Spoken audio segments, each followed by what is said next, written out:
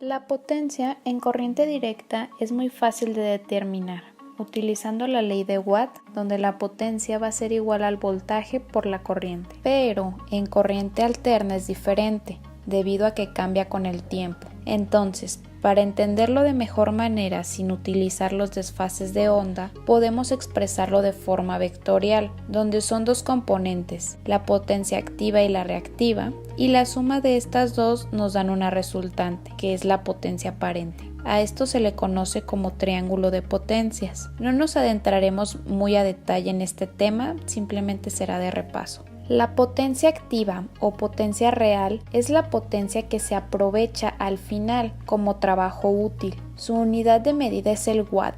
Después tenemos la potencia reactiva, que se define como la potencia disipada por las cargas reactivas.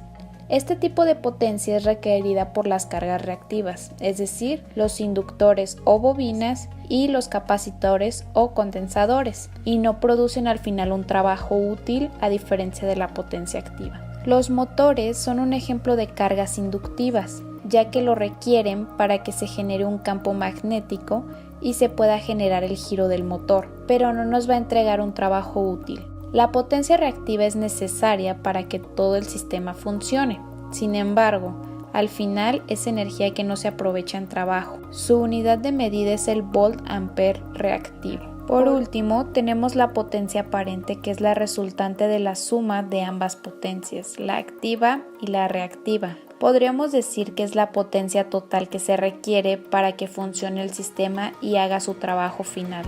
Su unidad de medida es el volt-ampere. Ahora, viene un tema que va vinculado con las tres potencias anteriores, que es el factor de potencia. Todos lo conocemos porque es el que CFE nos cobra para tarifas industriales. El factor de potencia podríamos decir que es una forma de medir la eficiencia de tu consumo de energía o el correcto aprovechamiento de la energía, es decir, mide la energía que estás aprovechando como trabajo y además la energía que estás utilizando y que no la estás aprovechando como trabajo. Con esto nos referimos a la potencia reactiva. El factor de potencia se calcula como la potencia activa entre la potencia aparente, es decir, la potencia que utilizas como trabajo entre la potencia total del sistema. Con esto podemos saber la eficiencia del sistema. Podemos saber la potencia aparente y el factor de potencia, porque a través de reglas trigonométricas podemos calcular el ángulo que se forma dentro del triángulo y entonces el coseno del ángulo de θ va a ser igual al factor de potencia.